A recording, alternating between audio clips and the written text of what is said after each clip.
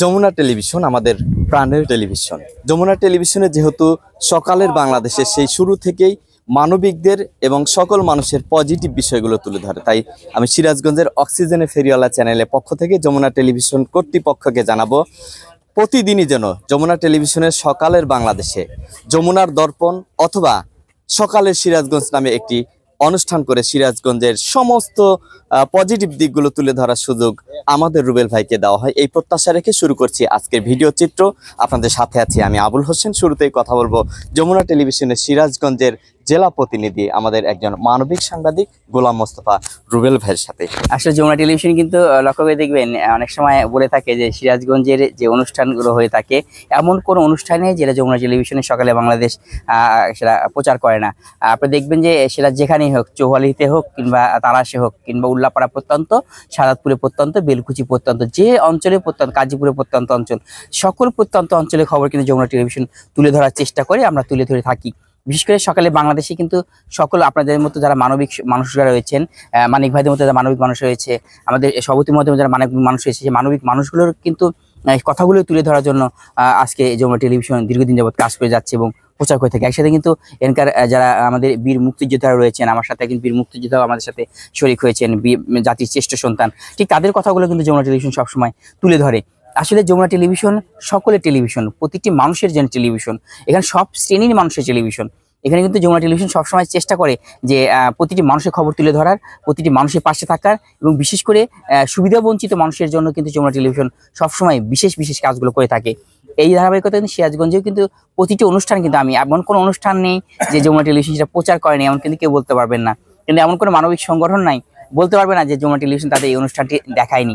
আমি চেষ্টা করি সবসময় যে আপনাদের কাছে গিয়ে আপনাদের সেই মনের ভাবটি প্রকাশ করার, দর্শকের সামনে তুলে ধরা, জাতির সামনে তুলে ধরার চেষ্টা করেছি। আমি আজীবন চেষ্টা করে যাব।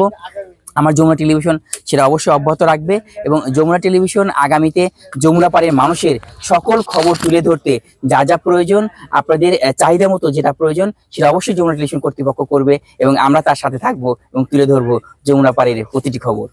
অসংখ্য ধন্যবাদ আপনাকে। 2014 সালে আমি যমুনা টেলিভিশনে যোগদান করি। আসলে যমুনা টেলিভিশনে আমাদের প্রয়াত স্যার নুর ইসলাম বাবুল স্যার আমাদের প্রথমে একটা কথা বলেছিলেন যে তোমরা সবসময় সাদাকে সাদা বলবা, কালাকে কালা বলবা। সাদাকে সাদা এবং কালোকে কালো বলার প্রত্যয় নিয়ে মূলত আমি যমুনা টেলিভিশনে যে কাজ করার সুযোগটা পেয়েছি। এখানে আসলে অনেক গণমাধ্যমে আমি এর আগেও অনেকের কাজ করে দেখেছি, কিংবা আমি দু একটা গণমাধ্যমে কাজ করে দেখেছি। যমুনা টেলিভিশনের মতো এত স্বাধীনতা আসলে কোনো টেলিভিশনে আছে বলে আমার, সবাই ভালো করে, তবে তার মধ্যে ব্যতিক্রম সবসময় যমুনা টেলিভিশন। যমুনা টিভি সবসময় স্বাধীনতাটাকে তারা দিয়ে থাকে এবং আমাদের সহকর্মীদের আমাদের মাঝে যে স্বাধীনতাটা, আমাদের মাঝে যে সাপোর্টটা দেওয়ার, সেটা যমুনা টেলিভিশন কর্তৃপক্ষ দেয় বিধায় কিন্তু আসলে আমরা আজকে এই পর্যায়ে চলে আসতে পেরেছি। এবং যমুনা টেলিভিশন সবসময় সত্যের পথে থাকে, কখনোই কোনো ভয় ভীতিকে দেখে পিছু হটেনি। আমি এমনটাই দেখেছি বলেই কিন্তু আসলে যমুনা টেলিভিশন কাজ করতে পেরে নিজেকে খুব প্রাউড ফিল করি। আমি আসলে একটা কথা বলতে চাই যে যমুনা টেলিভিশন দেখেন প্রত্যন্ত অঞ্চলে সেই সাত সকাল থেকে শুরু করে আপনি একটা জিনিস খেয়াল করবেন, সিরাজগঞ্জের অধিকাংশ চাষটলগুলো যখন সকালে খোলে, যদি 10টা চাষটল থাকে সেখানে 8টা চাষটলে দেখবেন যমুনা টেলিভিশন চলছে। আমি কোনো একদিন জিজ্ঞেস করেছিলাম আসলে সব টেলিভিশন, সব চাষটলে যমুনা টেলিভিশন কেন? তখন বলে যে এখানে আমাদের সকালে একটা অনুষ্ঠান হয়, সকালে বাংলাদেশ, সেখানে আমাদের সিরাজগঞ্জের খবর সবচেয়ে বেশি দেখানো হয়। তখন আমার খুব ভালো লেগেছিল যে আসলে তখন আমি মাস্ক পরা ছিলাম, হেলমেট ছিল, আমার আমাকে চিনতে পারেনি।